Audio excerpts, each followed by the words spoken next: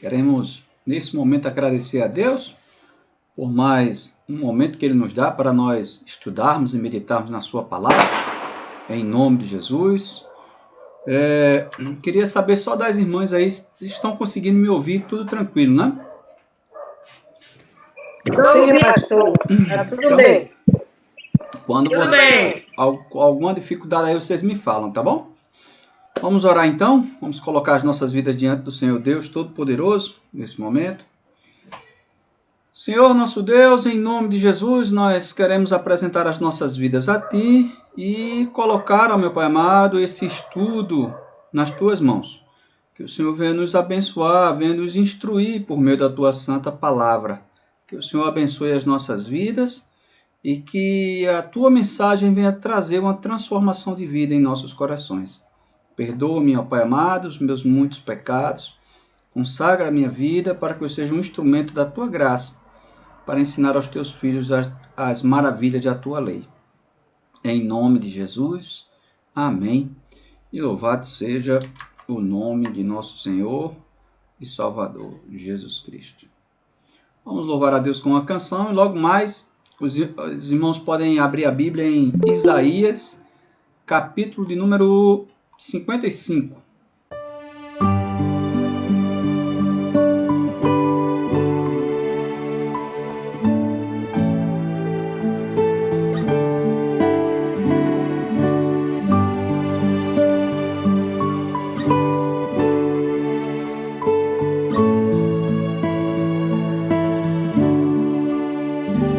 Não sei porque de Deus o amor a mim se revelou. Por que razão o Salvador pra si me resgatou? Mas eu sei em quem tenho crido, estou bem certo que é poderoso para guardar o meu tesouro até o dia final. Ignoro como o Espírito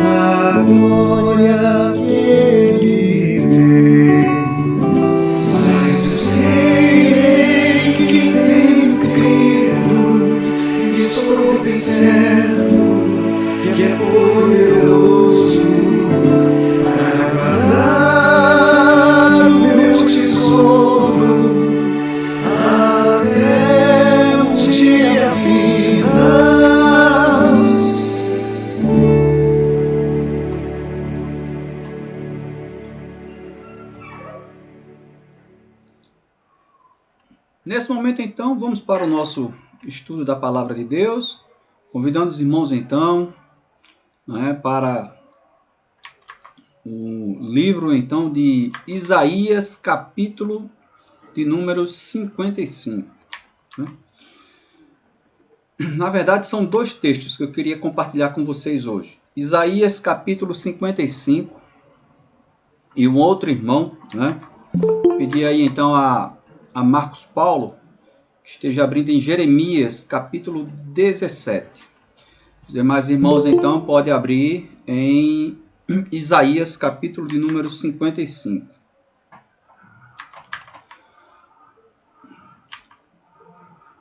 Recordando, então, aquilo que nós estudamos semana passada, o que é o Evangelho? O Evangelho é a história, então, da nossa redenção.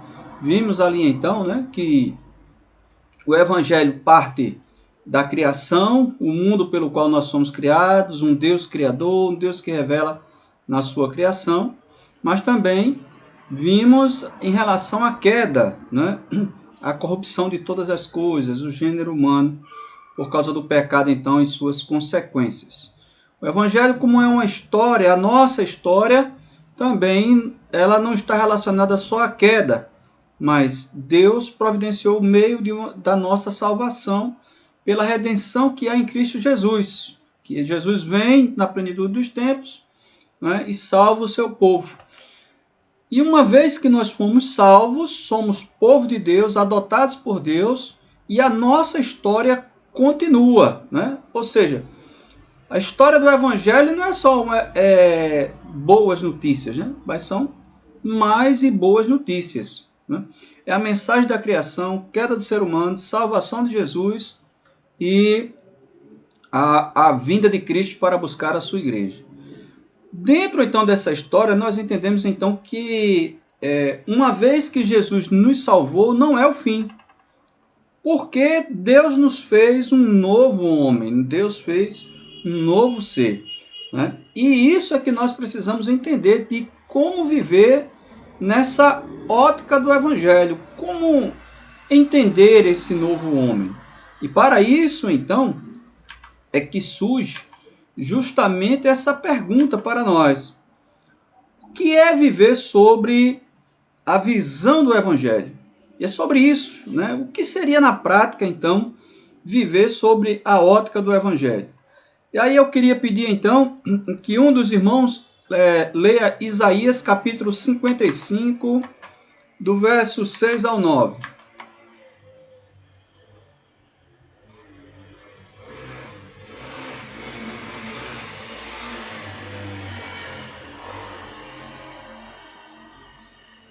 Buscai o Senhor enquanto se pode achar, invocai-o enquanto está perto. Deixe o perverso seu caminho e o iníquo os seus pensamentos. Converta-se ao Senhor, que se compadece dele. E volte-se para o nosso Deus, porque é rico em perdoar. Porque os meus pensamentos não são os seus pensamentos, nem os vossos caminhos, os meus caminhos, diz o Senhor. Porque assim como os céus são mais altos que a terra, assim são os meus caminhos mais altos que os vossos caminhos, e os meus pensamentos mais altos do que os vossos pensamentos. Muito bem. Adalva, me diga uma coisa aqui agora. O que é que mais chamou a sua atenção nesse texto, do verso 6 ao verso 9?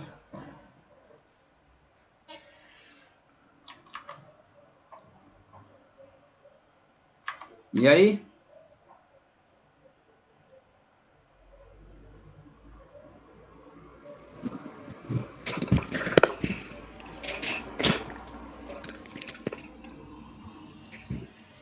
Alguma coisa lhe chamou a atenção nesse texto aí ou não?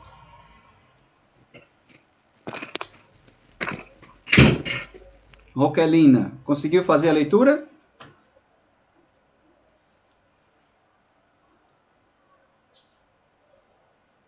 o microfone está fechado.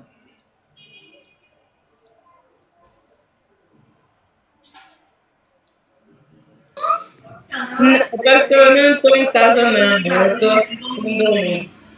Eu não estou nem eu estou nem pedindo que eu estou aqui na casa minha. Eu não estou indo para casa daqui a pouco. Ah, tá bom. Vamos lá, então. Jane, conseguiu fazer a leitura?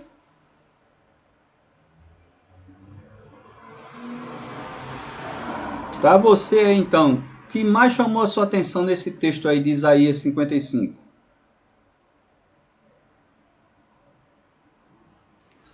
Buscar o Senhor enquanto se pode achar. Não, mas aí é o texto. Eu quero saber o que é que chamou a atenção aí, quando você lê esse texto aí, pensando aí nesse contexto aí, né? Pastor, Jane, tá desligado seu Pastor, microfone. agora que eu liguei aqui. É que eu posso falar que eu estava sem microfone. Ah, tá bom, pode falar. Por isso que eu falei no chat. Ah, tá Sim, certo. pastor. O que me chama a atenção nessa passagem é que os caminhos de Deus não são os nossos caminhos. Tá um eco aí, não sei. Desculpe, deixa eu ver aqui como é que eu resolvo isso. Pronto, agora. Os caminhos de Deus não são os nossos caminhos.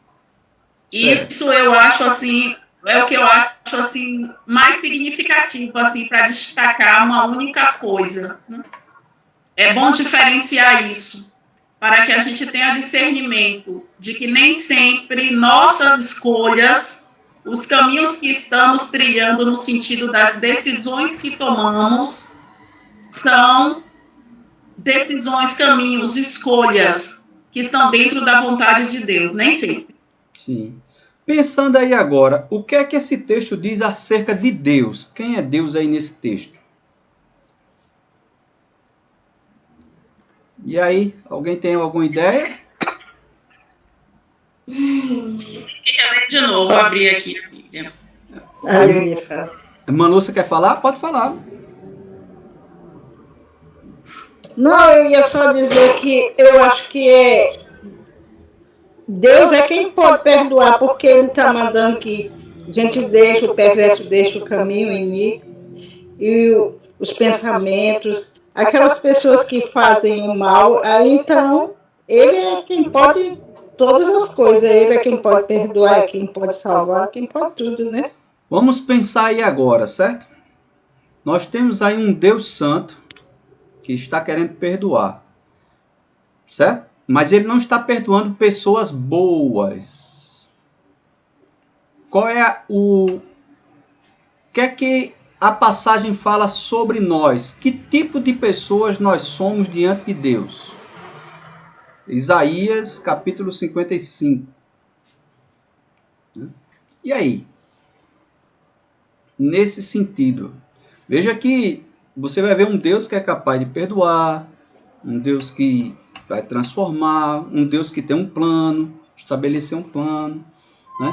Mas aí você vai ver em nós agora relacionado ao que Deus está fazendo. No nosso caso, Ele está dizendo que nós somos perversos e maus. E Deus tem um plano para esse grupo de pessoas. Nós não somos tão bons como deveríamos. Não é verdade? E aí?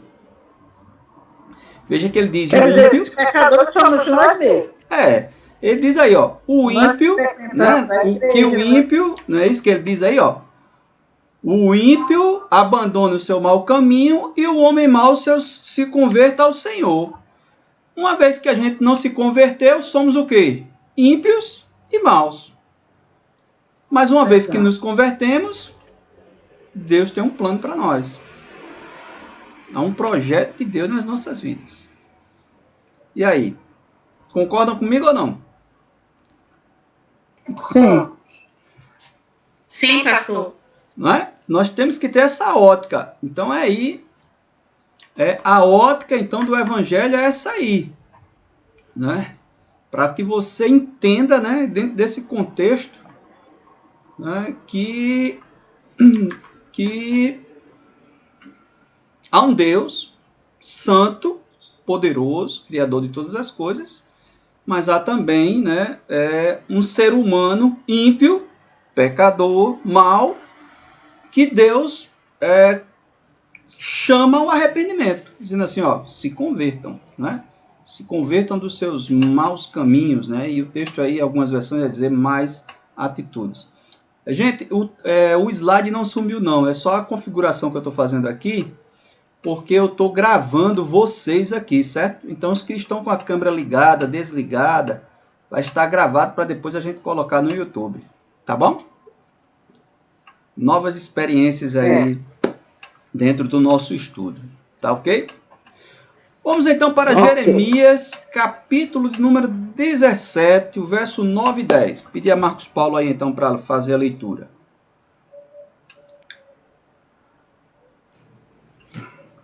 Jeremias 17, 9 e 10. Versículo 9. Enganoso é o coração, mais do que todas as coisas, e desesperadamente corrupto. Quem o conhecerá? Eu, o Senhor, esquadrinho o coração, e o provo dos pensamentos, e isso para dar a cada um segundo o seu proceder, segundo o fruto das suas ações. Vamos lá então. E aí, Marcos Paulo, o que é que mais chamou aí a sua atenção aí nesses dois versos de Jeremias? É um texto bastante conhecido e às vezes a gente volta para o outro texto de Isaías, e a gente olha para aquele texto e a gente não se vê como um ímpio, não se vê como um perverso.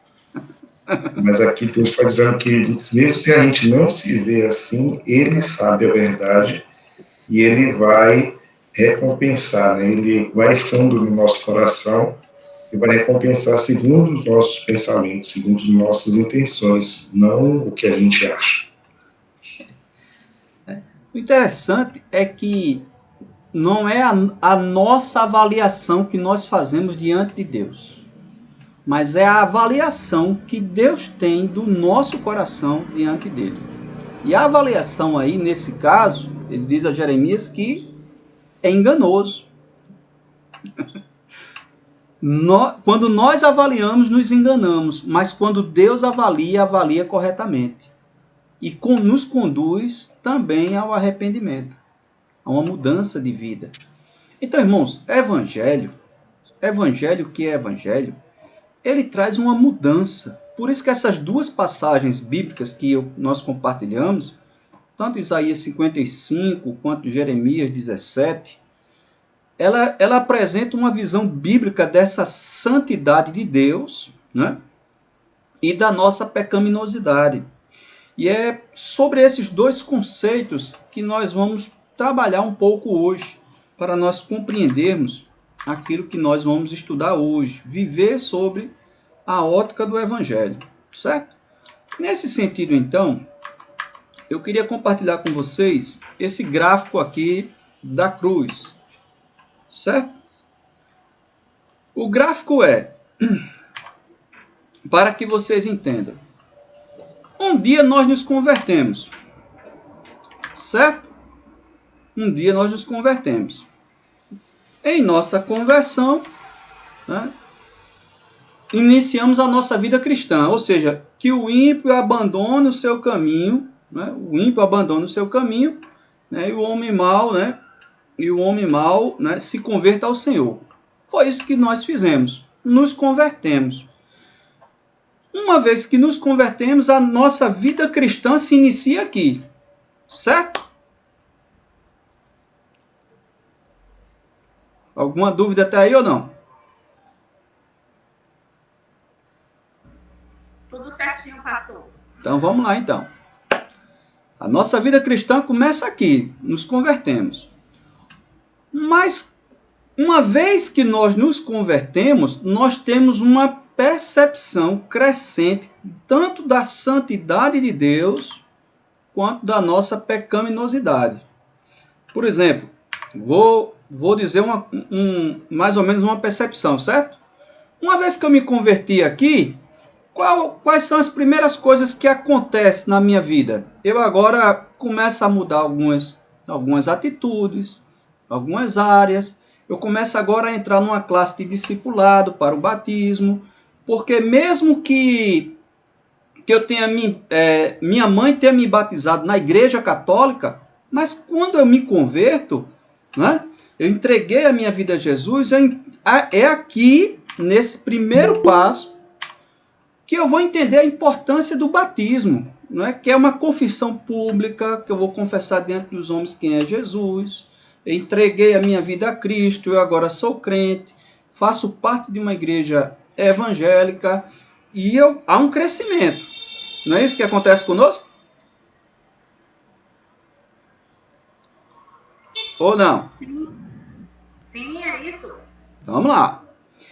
Uma vez que nós crescemos, né, nessa santificação, aumenta também a minha consciência de pecaminosidade. Se você prestar atenção nesse gráfico, ele aumenta tanto para cima, a minha percepção crescente da santidade de Deus, como a minha percepção crescente da minha pecaminosidade.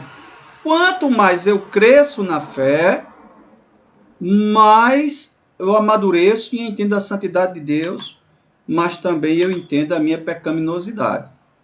Ou seja, vamos dizer que hoje eu tenha 21, hoje eu tenha a idade de meu casamento, nós temos fazer 20 anos de casamento, com mais 3 de namoro, 23 anos eu tenho de convertido. Mas a minha percepção de Deus, tanto da santidade aumenta, quanto a minha pecaminosidade, ela aumenta. Né? Isso, então, faz com que nós venhamos a refletir, né, sobre isso, sobre essa questão. Por quê? Porque uma vez que você tem mais ou menos 10 anos de crente, né, você deve ser um crente melhor, não um crente pior. Porque, reflita comigo agora, vamos pensar agora um pouco, certo? Pensar um pouco aqui então com vocês. Uma vez que eu tenho 10 anos de crente, eu tenho que ser igual ou eu tenho que ser melhor do que eu fui quando eu me converti?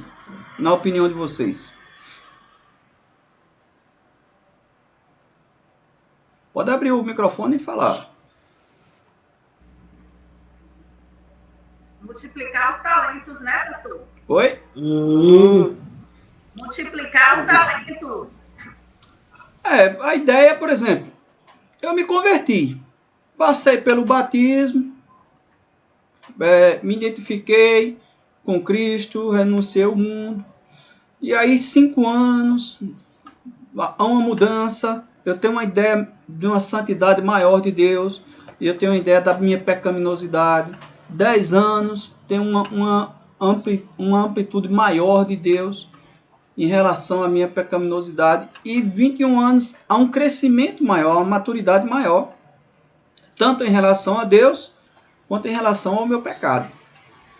Isso é crescimento espiritual, né?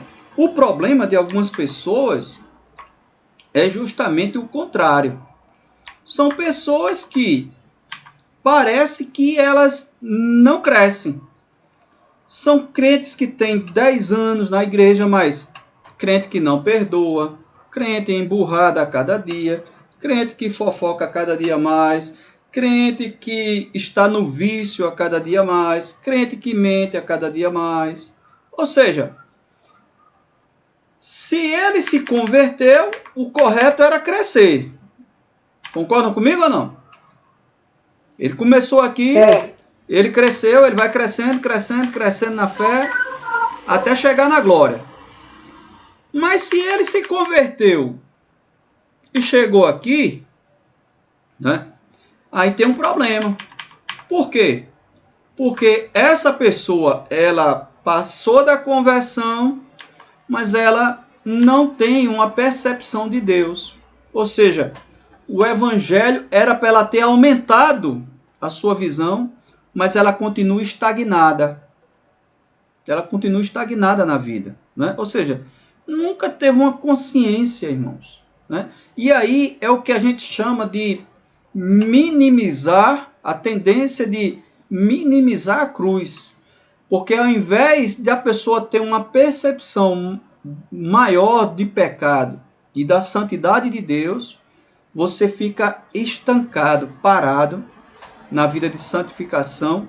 E a cruz, né, o evangelho, ao invés de crescer, ele encolhe na sua vida. Por que isso acontece?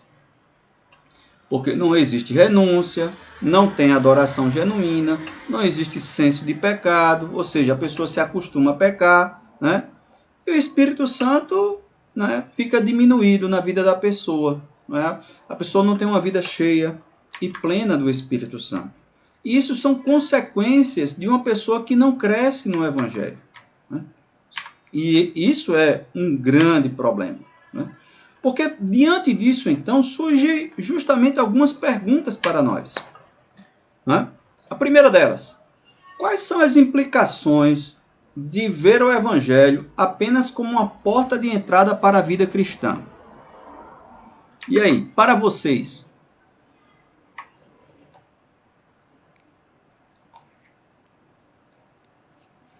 Quando alguém, por exemplo, ele apenas se converte, né? A pessoa apenas se converte, mas ele não muda nada na vida dele. Não há uma mudança real na vida dele, né? Ele apenas se converteu. Ele está ali na igreja, tal, né? Até passou pelo batismo, mas você vai ver que não muda, né, nada na vida dele. Nesse caso, quais são as implicações para a vida dessa pessoa? Será que essa pessoa realmente houve uma conversão, não houve? Na opinião de vocês.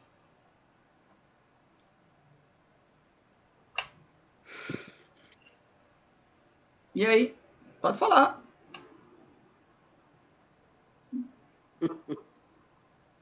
Ninguém?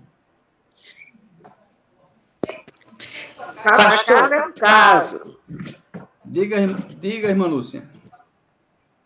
Quando eu fiz a minha decisão, foi há muito tempo. Aí há mais de 30 anos, né? Sim. Só que eu não me batizei, nunca deixei de fumar, sabe? Sim. Meu marido avisava que se eu fosse para a igreja, ele separava, né? E eu fiquei sempre assim, não... Ia quando era escondido e tal. Só quando minha filha fez a decisão dela, aí ela foi para o Ceará, lá com minha família, aí todo mundo indo para a igreja, e ela fez a decisão. E quando voltou, ela enfrentou o pai dela, aí eu tive a coragem de ir também. E foi que eu vim fazer discipulado, que eu vim batizar já nessa igreja aqui. Sim. Há mais de 20 anos atrás. Foi que eu vim fazer isso, mas antes eu fumava, o povo falava, o pastor vinha e perguntava, irmã, e aí continua fumando? Continua, pastor, o coração de Jesus e os pulmões da Souza Cruz. Eu falava. Aí, era sempre assim, mas o pastor não desistia, ficava toda a vida, você vai, até que eu comecei a ir, batizei e tudo, já nessa igreja aí. Essa nossa igreja. Pois é, aí foi quando eu comecei a perceber mais, a achar e conhecer, ver que eu estava pecando. Porque antes a gente não reconhece mesmo, não. Se a gente fica sem ser muito evangélico. Diga, irmã Linalva. Queria falar? É que cada caso é um caso. Como disse muito bem a irmã Lúcia, me parece que tem um tempo, como a gente diz, no tempo de Deus, né? Porque às vezes a gente até quer, a gente se esforça, mas ainda não é a hora de Deus. Mas se esforçar, a gente deve. Quando a senhora fala se esforçar, está relacionado à conversão ou à santificação? As duas coisas, porque se não tiver convertido, como é que pode virar santo? Pronto. Para Se a pessoa está errada, como é que pode lhe esclarecer. vai virar santo? Deixa eu lhe esclarecer então nesse ponto. Quando lemos Certo. o livro de Isaías, capítulo 55, e Jeremias, capítulo 17, ali Deus está dizendo, está relacionado à conversão. Uma vez que nós nos convertemos, é natural que nós venhamos a crescer na fé. Esse é o chamado processo de santidade. A santidade ela é um processo, ela não é um ato. Não é algo assim, por exemplo. Eita, me converti hoje e agora sou uma pessoa perfeita. Não. Do jeito que eu lhe mostrei no gráfico, cada vez mais que nós crescemos na fé, mais a gente entende essa santidade de Deus e almejamos, mais entendemos a nossa pecaminosidade. Por exemplo, o texto de Romanos, capítulo 7, né? Aquilo que eu não quero, eu faço. Aquilo que eu não quero, eu continuo fazendo. Miserável homem que sou. Né? Mas graças a Deus que nos dá a vitória por meio de nosso Senhor Jesus Cristo. Essa vitória não é vitória porque eu ganhei um carro, ou vitória porque eu ganhei uma casa, ou a vitória porque eu fui curado, não. Lá em Romanos, capítulo 7, essa vitória é a vitória contra o pecado, de você ser uma pessoa santa. Porque uma vez que eu me converti, eu sou um santo lutando contra o pecado. Né? Agora, o tempo de Deus, agora para a senhora entender agora, esse tempo de Deus, o tempo de Deus é agora. Porque o que Deus está chamando para a conversão é hoje. Porque amanhã pode ser tarde demais. O problema é a gente protelar e achar que essa decisão para amanhã ela pode ser protelada. Só que o tempo de Deus, sempre o tempo de Deus e o chamado de Deus é para hoje. A nossa conversão. Até mesmo para o arrependimento. Por isso que ele diz o quê? Deixe o ímpio o seu caminho e se converta ao Senhor. Então, esse tempo de Deus, quando nós estudamos esse livro de Isaías, é hoje, é agora. Porque já imaginou, pensa aí comigo agora, já imaginou, a gente não toma essa decisão hoje de abandonar a vida de pecados, e se a gente morrer? Né? Aí, esse é o problema de nós protelarmos a nossa vida com Deus. Por isso que é algo sério. Essa vida no Evangelho. Mas uma vez que nós nos convertemos, há uma mudança. O Evangelho muda. Não é? O Evangelho ele não é só...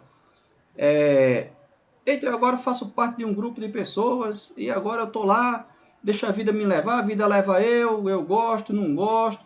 E tem muita gente que faz isso. Entra na igreja, sai da igreja, não sabe o que quer, vive uma vida de pecado, volta para a igreja de novo. E a vida dele não muda. A pergunta que fica é justamente essa. Se o Evangelho muda as pessoas, por que é que tal pessoa nunca mudou? O problema está no Evangelho? Você vai ver que não. Porque é justamente isso que Jeremias vai dizer. Que eu, o Senhor, sondo o coração. Né? Por isso que existem duas coisas aí nesse gráfico, né, que nós precisamos cada vez mais pensar. Né? Deixa eu colocar aqui o slide aqui para vocês verem. Vem justamente uma segunda pergunta para nós. Veja que são duas coisas que crescem quando nós amadurecemos na fé. Quais são as duas? Vocês estão lembrados?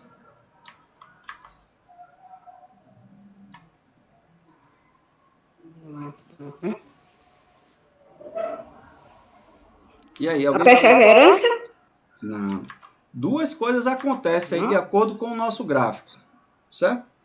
Cresce a nossa sim. visão acerca da santidade de Deus, ou seja, eu quero ser mais santo, e cresce a minha aversão ao pecado, o abandono ao pecado, e cada vez mais saber que o pecado vai me contaminar, vai fazer com que eu venha me afastar de Deus, né? E esse pecado, essa natureza caída que nós temos, né? Por isso que Paulo diz, ó, fazei morrer a vossa natureza terrena. Isso é santidade, né? Fazer morrer e fazer com que essa santidade venha a ser, essa santidade de Deus venha crescer cada vez mais. Porque quando eu tenho, são dois problemas, né? Eu posso entender que Deus é tão santo que eu não posso me aproximar de Deus, ou eu posso entender que Deus, já que Deus me perdoa, eu posso fazer o que eu quiser da minha vida que Deus vai me perdoar. E não é assim o Evangelho. O Evangelho faz com que eu venha crescer cada vez mais acerca de quem é Deus, mas ao mesmo tempo que ele faz com que eu venha crescer, eu venha olhar o meu grau de pecaminosidade e dizer, Deus me ajude. Né? Deus me ajude. Por isso que é tão importante. Outra coisa também, né? Dentro desse contexto, né?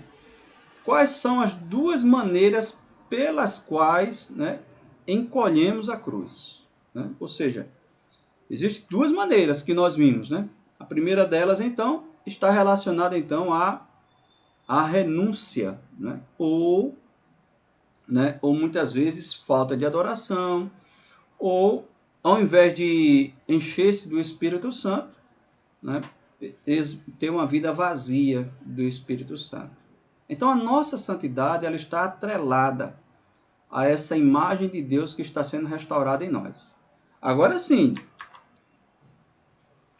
essa parte aí, né, a senhora Dona Lindinalva, ela disse uma coisa muito importante. Se a pessoa não se converteu, não vai ser santo. Não tem como. Agora, se também se converteu e não é santo, também nunca se converteu. Porque não é a santidade que leva à conversão. Entende? Vocês entenderam essa parte aí agora ou não? Não é a santidade que leva à conversão, mas é a conversão que conduz à santidade. Entenderam agora? Santidade.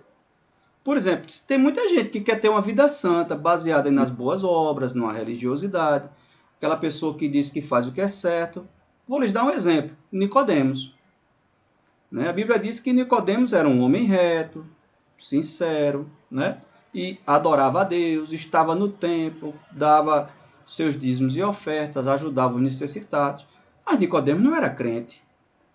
E olhe que, dentre a postura de Nicodemos para alguns crentes, podemos dizer, se nós fôssemos olhar a vida, né, espiritual de Nicodemos, pelas obras dele, ele era melhor do que eu. Nicodemos era mestre da lei, da cadeira de um dos 70 de Moisés, né? Fariseu, não é? Que era um dos juízes, um dos sacerdotes, né? Estava lá no templo adorando a Deus continuamente, conhecia o Antigo Testamento, podemos dizer, de cor e salteado, ensinava a outros sobre Deus, mas não era crente. Então isso pode acontecer conosco, né? Nicodemos achava que era. Por exemplo, Nicodemos achava que era salvo. Mas o que é que Jesus diz para Nicodemos? Olha, Nicodemos, importa você nascer de novo. Ou seja, não é a santidade que nos leva à conversão, mas é justamente a conversão que nos conduz à santidade. Viver uma vida religiosa, boas obras, caridade, não faz com que nós venhamos a sermos salvos. Mas uma vez que nos convertemos, essa santidade ela vai sendo aplicada dia a dia nas nossas vidas. Por isso que existe justamente um ponto importante acerca, então, acerca do Evangelho, que é justamente esse aqui. Crescer no Evangelho significa enxergar mais da santidade de Deus e mais do meu pecado. Saber que quanto mais eu cresço, né, mais eu sei quem eu sou diante de Deus. Que eu não sou uma pessoa perfeita. Não sou uma pessoa boa. Nós temos a tendência de avaliar pensando no outro, né? Por exemplo, uma coisa é quando eu faço uma avaliação dizendo assim, ó, Marcos Paulo, sou melhor do que Marcos Paulo, eu sou melhor do que Nego, eu sou melhor do que Eliette, sou melhor do que fulano de tal. Mas só que a minha avaliação é Deus. Quando eu olho para Deus, eu digo, rapaz, eu não sou melhor do que Deus. Isso quer dizer que quanto mais eu enxergo Deus, mais eu enxergo a minha pecaminosidade e mais eu cresço em santidade buscando a Deus, rejeitando, né, a minha vida pecaminosa. Diante disso, então, né, existem 6 maneiras que as pessoas tendem a minimizar o pecado. Vejamos algumas delas, né? É aquela história, né?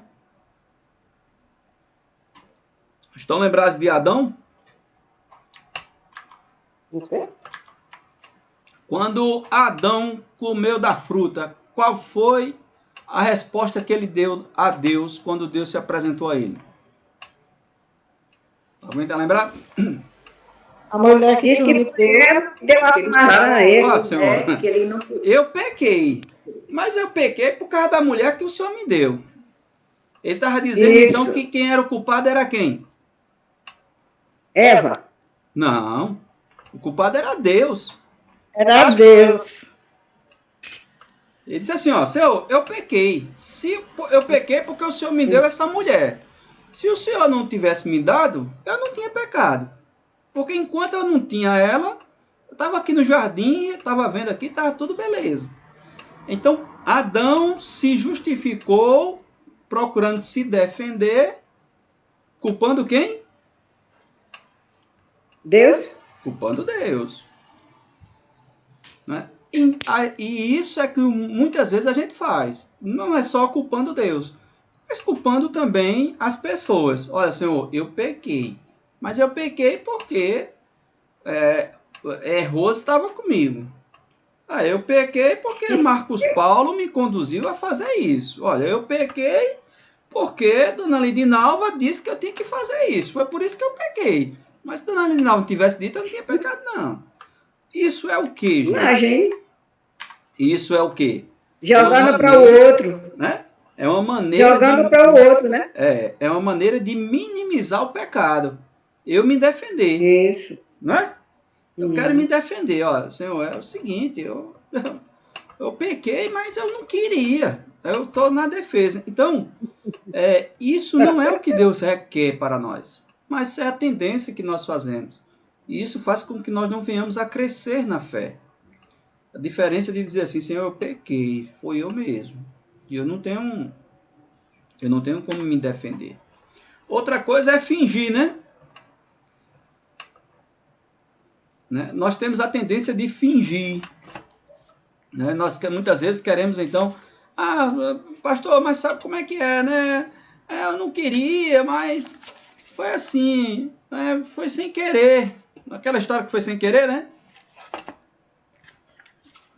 Ou então a história do tem nada não. Não é isso? Né? Ou seja, quando a gente tenta manter a aparência, a gente fica fingindo. Ou seja, você peca, mas continua fingindo, achando que é um santo. Na verdade, não é. Não é? Não tem muita gente assim, né? O texto que Marcos Paulo leu, né? Eu é que sei, né? O coração de vocês. Diga, irmão Lúcio.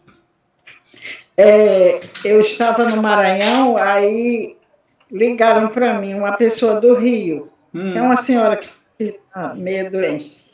Aí ela ligava direto lá do Rio de Janeiro para mim, o tempo todo. Aí eu disse assim, Sandra, atende e diz que eu não estou. A Sandra disse, ela disse que não quer falar com a senhora não. Meu Deus, que horror. Ela disse que não quer falar com a senhora agora, não. Aí eu disse, Sandra, como é que tu faz isso? Mas e a senhora não quer falar com a mulher e eu vou mentir? Tá vendo aí? Então, são essas coisas. E às vezes as pessoas não param para pensar, alguns cristãos, né? Alguns que se dizem cristãos. Eu não falo, irmãos, das pessoas no mundo, porque as pessoas do mundo já têm essa prática pecaminosa. A questão é que eu e você, um dia dizemos assim, ó, nos convertemos, Senhor, eu sou teu. Eu me converti, passei pelo batismo, passei numa classe de batismo, discipulado, eu agora sou crente, faço parte de uma igreja genuinamente evangélica, e agora sou um cristão. Então, se eu vivo pecando, por que eu vou me defender? Dizendo assim, ó, eu pequei por causa de fulano. Ou então, eu pequei e fico fingindo que não pequei. Né? E aí, né, a gente fica minimizando, né, tentando minimizar. Outra coisa também é esconder-se, né? Fazer feito Adão. Vou me esconder de Deus. Ou seja, a gente peca e se esconde. Tem muita gente que faz isso. Uma vez que vive pecando, aí se afasta da igreja, se afasta do convívio dos irmãos, se afasta da comunhão dos irmãos, aí fica isolado, a pessoa pergunta, o pastor vai atrás, ele diz, não, pastor, está tudo bem, está tudo bem, está tudo bem. Mas peraí, rapaz, como é que está tudo bem se você está deixando a igreja, deixando a comunhão, deixando de ir para os cultos, deixando de orar com os irmãos? Como é que você ainda diz que está tudo bem? Não, pastor, não se preocupe, está tudo bem. Isso é o quê? Se esconder. A pessoa está numa vida pecaminosa, mas está se escondendo. Né? Feito Adão, se escondendo dentro do mato. Ah, eu vi que o Senhor vinha e me escondi. Outra coisa também é exagerar. Né? Ou seja, a tendência de falar, né, de uma forma ao meu respeito mais elevada do que deveria, né? Ou seja, exagerar, né, em relação à minha vida, né? Ou seja, apenas para chamar a atenção. Esse é um outro grande problema, né? E o outro é culpar, né? Ou seja, culpar os outros.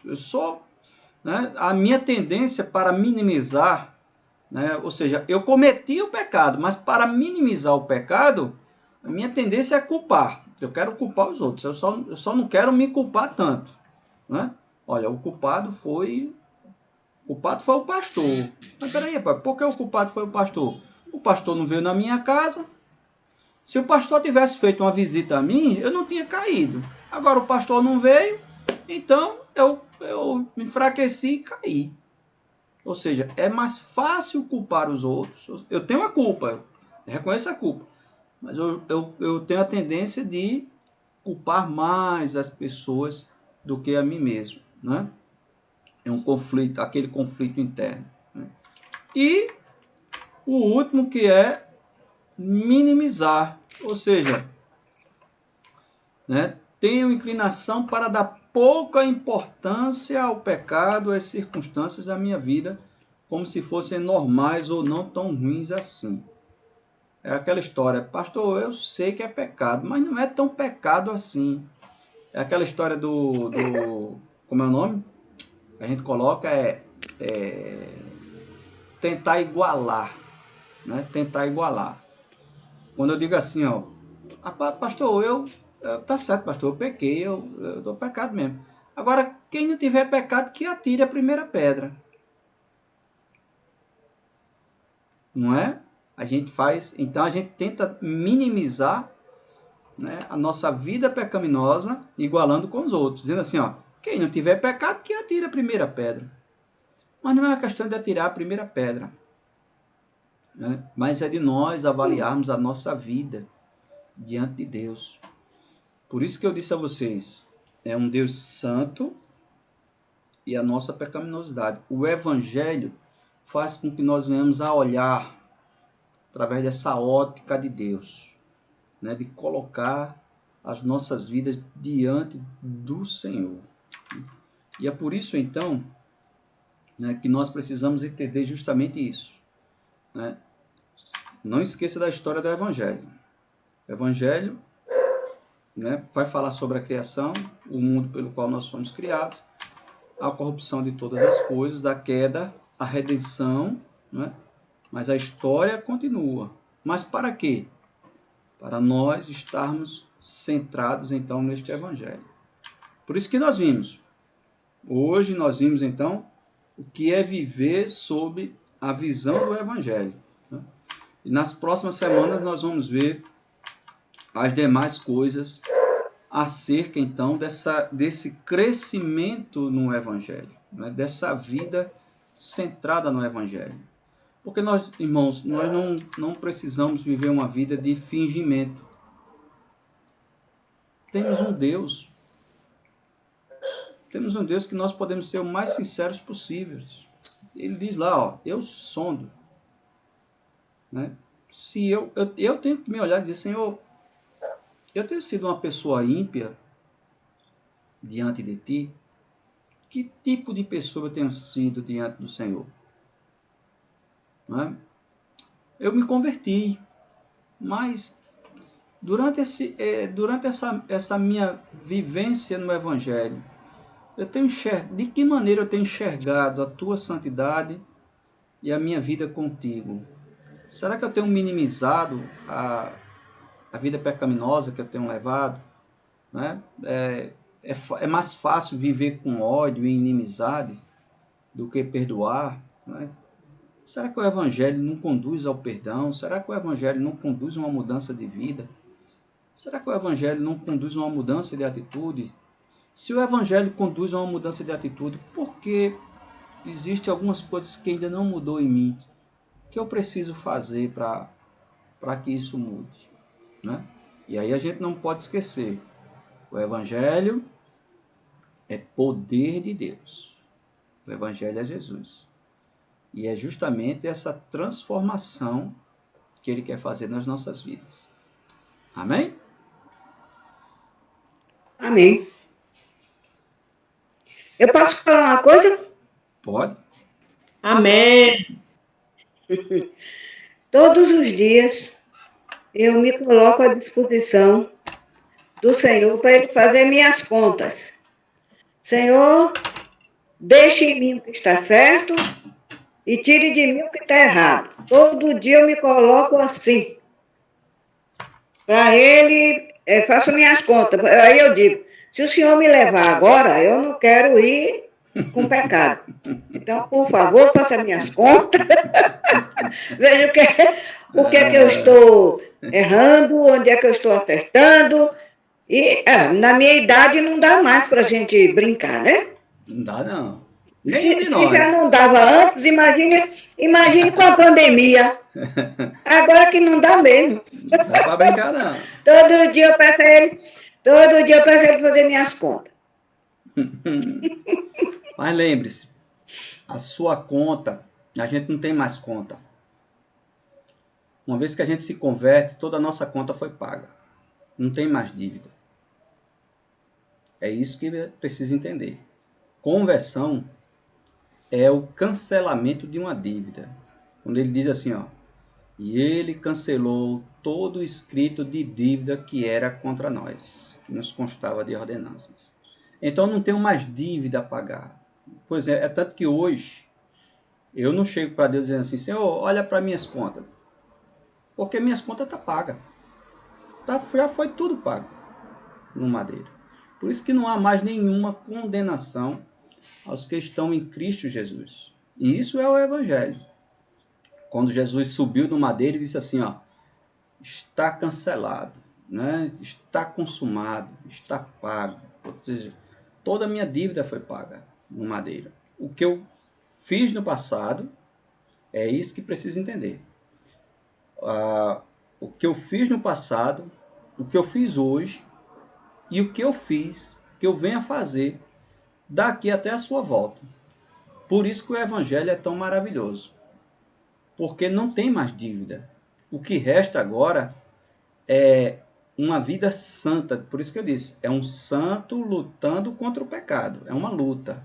Porque o pecado ele fica querendo fazer com que nós venhamos a voltar àquela velha natureza. E a gente tem que mortificar isso nas nossas vidas. E é por isso que precisa crer. Porque senão, se nós acharmos que temos ainda alguma conta a pagar, então isso quer dizer que nós não tivemos fé suficiente para entender que Jesus já pagou tudo. Essa é fé. É maravilhoso, não é não? Mas como imperfeito que nós somos, já que perfeito ele só fez Jesus, até o dia dele levar a gente tem muitas coisas ainda para resolver, viu? Não. Porque nós somos imperfeitos. É preciso que eu começo aqui. Vamos lá, então. Na minha imperfeição. Quando nós estudamos... Então, se perfeito Deus só fez Jesus, como é que fica essa conta? Vamos lá. Quando nós falamos no mês de abril sobre a Páscoa, e eu falei sobre a paixão de Cristo, está lembrada quando eu falei sobre o que é a justificação? Está lembrado ou não? A justificação, quer dizer, deixa eu falar uma coisa, pode ser que seja mais atalhado, porque eu estou vendo que a gente já está um pouco em cima da hora. O que eu penso é assim. Mas é importante esclarecer isso assim. Perfeito ele só fez Jesus. Se perfeito ele só fez Jesus. Certo. Daqui até ele levar a gente, como é que fica essa situação? Vamos lá. A gente procurando se melhorar, se santificar cada dia, não é isso? Vamos lá. Deixa eu lhe explicar agora, assim, de forma bem resumida. Uma vez que Cristo morreu, ele pagou a nossa dívida. Nós não temos mais dívida com Deus. Isso é fé. Certo. Mas essa dívida também implica numa palavra chamada justificação pela fé. Por quê? Porque uma vez que Cristo derramou seu sangue por nós, nós fomos justificados pelo que Jesus fez. Deus não só nos salva, mas Deus nos torna justos diante dele. Não é uma questão de perfeição, é uma questão de justiça. Para que nós fôssemos salvos, era necessário sermos justificados. Então, diante de Deus, hoje, mediante Cristo, Deus nos declara inocentes e sem culpa. Por isso que é justificação. Por isso que nós precisamos, isso é fé, né? Justificados, pois, mediante a fé, temos paz com Deus. Ou seja, não é a paz, né? Essa paz com Deus não é a paz de Deus que eu falei a semana passada na semana de oração. Paz de Deus, né? Paz de Deus é aquele momento de tribulação que nós estamos e Deus nos dá essa paz. Mas paz com Deus é Ele nos tornar, transformar ímpios em filhos. Como Ele disse lá em Isaías. Eu é que sei os pensamentos que tenho a vosso respeito. São ímpios. Né? Esses ímpios são transformados em filhos. Filhos que foram adotados. É um ato de Deus. Não é um processo. A santificação é um processo. A santificação é algo que Deus está agindo em nossas vidas. Mas o fato, por exemplo, como é que eu posso dizer? O fato de Marcos Paulo ser mais santo do que eu, não quer dizer que eu não serei salvo e Marcos Paulo será salvo. Porque não é o processo de Deus. Porque o Deus que derramou sangue por Marcos Paulo, derramou por mim, derramou por todos nós, aquele que crê. Se o sangue foi derramado, a questão é justamente essa, olha, se o sangue foi derramado, o preço foi pago, a justificação foi feita, e eu agora sou inocente diante de Deus, por que eu devo fazer alguma coisa para ser salvo? Não preciso fazer. E por quê? Diga. E por que, pastor, se Jesus também, quando morreu, levou nossas enfermidades, por que é que tudo continua aí? Todas as doenças estão aí. Vamos lá. Me explica aí, me ajuda aí. Vou lhe explicar agora. Me ajude aí. Isaías capítulo 53 está falando sobre a enfermidade do pecado. Ela não está falando da enfermidade física. Esse é o problema das pessoas interpretarem de forma errada. Cristo levou toda a enfermidade pecaminosa que nos separava de Deus. Por isso que o pecado, a enfermidade em si, ela não é um pecado, mas é o pecado que trouxe a enfermidade para o homem. O homem se tornou enfermo na mente, porque não quer mais Deus. O homem se tornou enfermo no coração, porque não deseja Deus. E o homem se tornou enfermo na vontade, porque é um ímpio que rejeita a Deus. Por isso que a cirurgia que Deus faz é no coração. Ele diz, eis que arrancarei de vós o coração de pedra. Olha a cirurgia aí da cura. Um coração endurecido pelo pecado. Arrancarei de vós o coração de pedra, colocarei de vós um coração de carne, porei nele o meu espírito e escreverei as minhas leis nele. É Deus agindo em nossas vidas. Por isso que a salvação ela é um ato. A santificação é um processo. Por isso que, como eu falei no início, não é ser santo que me conduz à conversão. É justamente o oposto. Jesus me salvou, me justificou, pagou a minha dívida e eu agora, como gratidão, vou viver uma vida santa diante dele.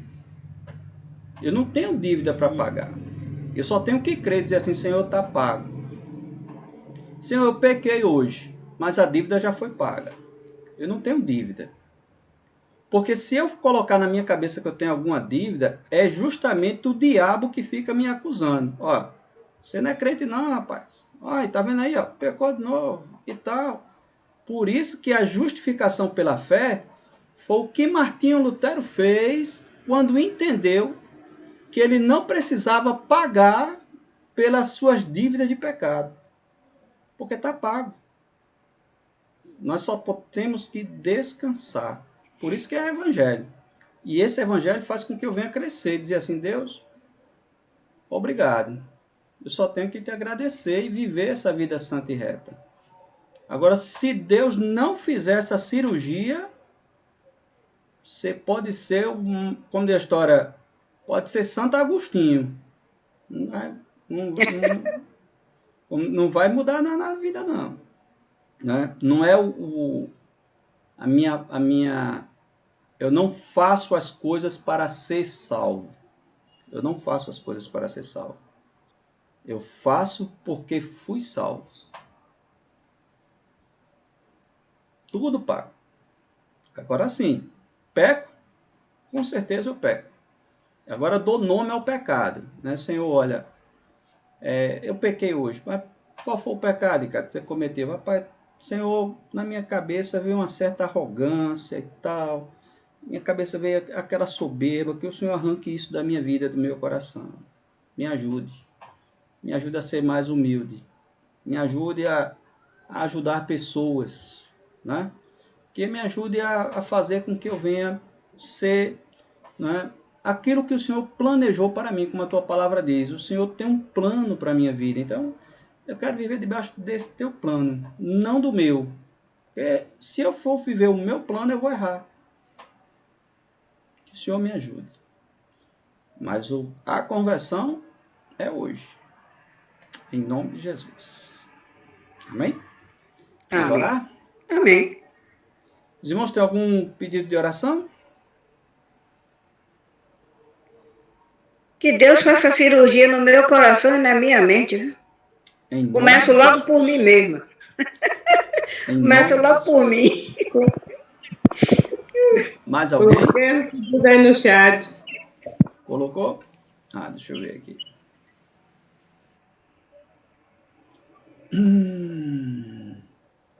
Ana e família, né? Ok. Mais algum pedido? Minha família também, pastor, pela minha mudança, que eu vou mudar de apartamento. Vai se mudar para mais para perto, né? Eles têm... Vamos orar. Mais alguém? São vários problemas. Tem enfermo, tem depressivo aí na família de Ana. Irmãos, e nas vossas orações, né, tá lembrem de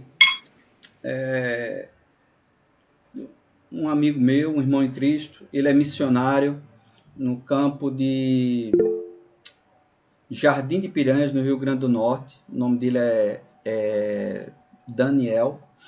Né? Graças a Deus ele está melhor, está se recuperando, né? Mas tiveram que fazer no Alto Sertão, né, de Brejo dos Santos, na Paraíba, tiveram que montar dentro da casa dele uma semi-UTI para ele ser cuidado ali dentro de casa. Então não tem sido fácil, mas ele está bem melhor, graças a Deus, está se recuperando, já passou uma semana.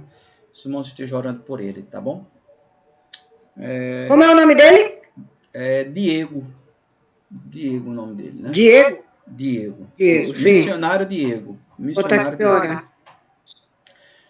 Missionário Diego. Francisca, né? Vamos orar então, né? Os irmãos também continuam orando pela vida do presbítero Antônio, né? Todos os seus familiares, né? Que ele perdeu a irmã aí ontem, viajou hoje, ali então para Minas, né? Acho que é Minas mesmo, é a família dele. Então estejam orando por ele, pela Denise, né? Para que ele venha ter esse momento ali então de refrigério ali com seus familiares, tá bom? Meu Deus. Senhor Deus, em nome de Jesus, nós queremos apresentar, ó meu Pai amado, a família de Ana, ó Deus, que o Senhor derrame graça e misericórdia, ó Deus. Em nome de Jesus, restaure a vida dela, derrame da sua graça, ó Deus, abençoe, ó Deus, a vida da irmã Lúcia, ó Deus, nessa mudança, nova casa, para que seja uma bênção na vida dela, para que traga paz, alegria e esperança nesse novo lar, em nome de Jesus Cristo. Te pedimos, ó meu Pai amado, pela vida da Francisca, que se encontra internada, que o Senhor restaure a saúde, ó Deus, dela, em nome de Jesus. Te pedimos pelo casamento, ó Deus, de Clenilce e Nayane, que o Senhor abençoe a vida deste matrimônio, ó meu Pai, na vida deles, no crescimento espiritual que eles estão tendo, ó Deus, porque após o casamento virá o batismo deles. Que o Senhor continue a abençoá-los e fazê-los com que eles venham progredir na fé. Eu quero te pedir, ó meu Pai amado, também, pela vida, ó Deus, da irmã Lidinalva, que o Senhor faça essa cirurgia especial, ó Deus, no seu coração. Ó Deus, trazendo realmente uma mudança, ó Deus, radical na vida dela, Senhor, como o Senhor tem feito na vida de muitos, ó Deus. E o Senhor tem feito, ó Deus, nas nossas vidas, faz na vida dela, Senhor. Ela está buscando a Ti, ó Deus. Então, que o Senhor faça essa cirurgia especial. Arranque, ó Deus, o coração de pedra. Encha ela do Teu Santo Espírito, mostrando as grandezas das Tuas maravilhas, ó Deus, para a vida dela. Não só na vida dela, mas na vida de todos os seus familiares, ó Deus. Fazendo com que venha trazer realmente uma conversão, uma mudança de vida. Desejo pelo batismo, ó Deus, o ingresso, ó meu Pai amado, a identificação contigo diante de Ti e diante dos homens. Em nome de Jesus. Faz, ó Deus, morrer toda a nossa natureza terrena, Senhor. A nossa dívida foi paga, mas pecamos, ó Deus. Não somos perfeitos, mas somos justificados pelo Senhor. Porque o Senhor nos justifica e o Senhor nos trata como inocentes, como filhos Teus, ó Deus, justificados pelo Senhor. Porque uma vez que o Senhor nos justificou, já não há mais culpa, ó Deus. Não resta mais nenhuma culpa, ó Deus. Mesmo daquilo que venhamos a fazer no futuro, pois nenhuma condenação há para os que estão em Cristo Jesus. Que nós venhamos realmente a tomar posse, ó Deus, desta bênção. Porque uma vez que tomamos posse, ó Deus, da bênção da justificação pela fé, o que resta para nós é um progresso no Evangelho, de uma vida santa e reta diante do Senhor. Para que a cada dia venhamos a fazer morrer essa natureza terrena, ó Deus, dos nossos corações. Essa vida pecaminosa, Senhor, que às vezes tentamos minimizar, tentamos culpar os outros, tentamos, ó Deus, muitas vezes, ó Deus, nos rebelar diante de Ti, ó Deus, mas nós não somos, Senhor, não nos trata como ímpios, nos trata como filhos, porque é isso que nós somos diante do Senhor. Existem muitos ímpios que o Senhor chama ao arrependimento, mas que o Evangelho venha trazer essa transformação nas nossas vidas, porque por meio do sangue derramado, fomos adotados pelo Senhor, fomos resgatados do mercado de escravos, ó Deus, e fomos reconciliados contigo. Um dia fomos ímpios, hoje nós somos filhos de Deus. Obrigado, ó Pai, por tão maravilhosa promessa. Abençoe, Deus, as nossas vidas. Em nome de Jesus. Amém. Louvado seja Deus. Amém. Irmãos, próximo domingo aí, nós teremos aí então a nossa Assembleia de Membros. Os irmãos não percam, né? Aqueles que vão para a Assembleia de Membros, nós não estamos fazendo uma lista de pessoas porque nós temos um grupo de 40 irmãos, né? E no máximo a média geralmente é de 30 pessoas. Então, para a Assembleia de Membros a gente não precisa fazer uma lista de frequência. Mas para o culto à noite, né, aqueles que vão fazer presencial, né, à noite, precisa estar com o nome na lista. Por quê? Nós temos visitantes, nós temos congregados, nós temos pessoas que muitas vezes vão participar da igreja e nós precisamos então colocar o nome na lista, né, por causa do nosso limite e mantermos aí então as nossas medidas sanitárias então em equilíbrio daquilo que nos foi colocado, tá bom? Então, se faz necessário, talvez alguém possa dizer assim, pastor, eu já vou para a Assembleia mesmo, não precisa dar meu nome não. Não precisa sim, você precisa dar seu nome, né, se você vai para o culto. Para a Assembleia não precisa, né, mas para o culto precisa, tá bom? Ok? Ok. Então, irmãos, um grande abraço a todos, que Deus abençoe as suas vidas, em nome de Jesus, e até domingo. Não esqueça então da nossa EBD, né, às 10h30, mesmo nós vamos ter Assembleia à tarde, mas vamos ter EBD, né, pela manhã. E eu acho que é Jane, né? É Jane? Que está na escala. Quem é que estava no próximo Já domingo? falei. Não estou lembrada agora quem é, mas não sou eu, não. Porque vai antecipar. Quem estava no dia 27 vai vir, vai antecipar agora a escala, tá bom? Eu boto lá mas no não grupo. sou eu, não, porque só faz 2 semanas que eu ministrei a aula. Tá. Eu vou botar no grupo dos professores lá então. Coloque Ok? lá. Um abraço, meus irmãos. Fique com Deus. Que Deus abençoe a vida de cada um. Pastor. Deus Em abençoe. nome de Tchau, Jesus. irmão. Tchau, irmãos. Todos. Um Uma abraço. boa noite a todos. Amém. Noite, a paz.